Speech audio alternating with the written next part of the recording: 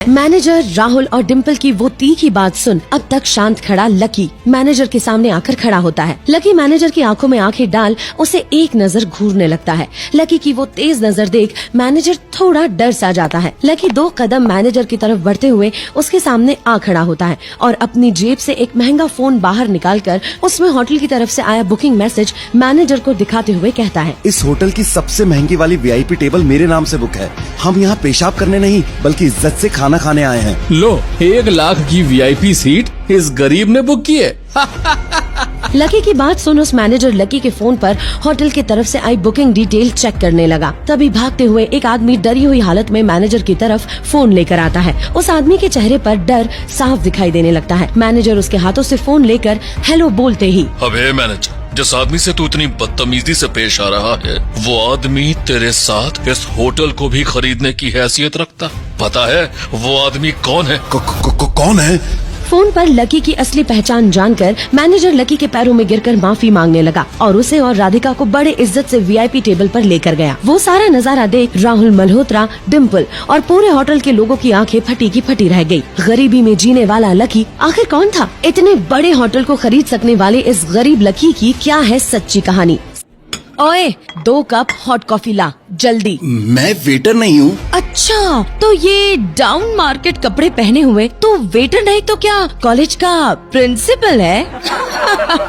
Lucky जिस college में पढ़ता था वहाँ सिर्फ शहर के अमीरों के बच्चे पढ़ते थे। गरीब तो छोड़ो, किसी मिडिल क्लास के बच्चे भी वहाँ पढ़ नहीं सकते थे। मगर एक नए रूल के कारण लकी को स्कॉलरशिप मिली थी और अपने टैलेंट के दम पर उसे वहाँ एडमिशन मिल गया था। बिल्कुल साधारण से कपड़े, कहीं फटे तो कहीं रफू किए कपड़े और चप्पल पहने हुए लकी कॉलेज आता था। रोज वहाँ पढ़ने वाली अमीरों की बिगड़ी औलादें लकी का ऐसे ही मजाक बनाती, खासकर शालिनी नाम की लड़की जो उस शहर के सबसे अमीर बिजनेसमैन की बेटी थी। लकी उस बेहतरीन कॉलेज से पढ़ाई करके निकलना चाहता था, इसलिए सारी बेइज्जती सहता रहता। एक दिन छुट्टी होने पर लकी जैसे ही अपनी साइकिल के पास पहुंचा, उसने देखा कि साइकिल के टायर्स की हवा निकली हुई है। क्या हुआ? निकल गई हवा? आज बेचारे राजकुमार को पैदल ही घर जाना पड़ेगा। लकी समझ गया था कि ये शालिनी और उसके दोस्तों का काम है, लेकिन वो चुपचाप अपनी पंचर साइकिल लेकर वहाँ से जाने लगा। तभी शालिनी को लेने एक चमचमाती महंगी कार वहाँ आकर रुकी। आज ड्राइवर के साथ शालिनी के पापा भी कॉलेज आए थे। शालिनी अपने पापा की कार देखकर बहुत ही खुश हो गई। उतनी महंगी कार कॉलेज में किसी को भी लेने नहीं आती थी। शालिनी जैसे ही कार में बैठी, लकी अपनी पंचर साइकिल लेकर वहाँ से निकला। शालिनी ने विंडो खोला और लकी की तरफ चिल्लर पैसे फेंक दिए। पंचर बनवा लेना।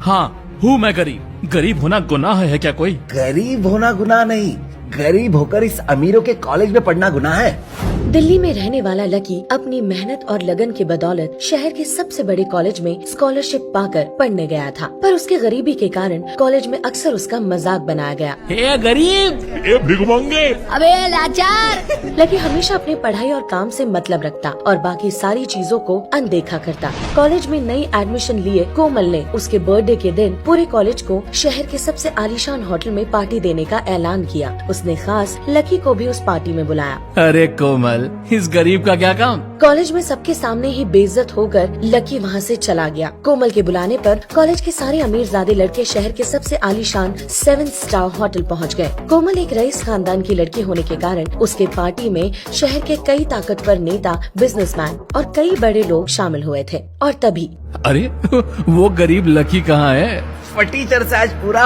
होटल साफ करवाएंगे। कॉलेज के बच्चे लकी के आने का इंतजार कर ही रहे थे कि अचानक होटल में एक सन्नाटा फैल गया और सबकी नजर होटल के दरवाजे पर गई। सारे बड़े नेता और बिजनेसमैन भागते हुए दरवाजे की तरफ गए और तभी दरवाजा खुलता है। 10 बॉडीगार्ड के साथ सोने की घड़ी, महंगा फोन, सबसे महंगे कपड़े पहने एक आदमी अंदर आया और सारे लोग उसके सामने हाथ जोड़कर खड़े हो गए। वो आदमी सीधा चलते हुए कॉलेज के लड़कों के सामने आ खड़ा हुआ।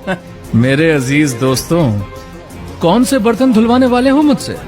और उस आदमी को देख कॉलेज के सारे लड़कों के पैरों तले जमीन खिसक गई, क्योंकि वो आदमी कोई और नहीं, कॉलेज में पढ़ने वाला गरीब लकी था।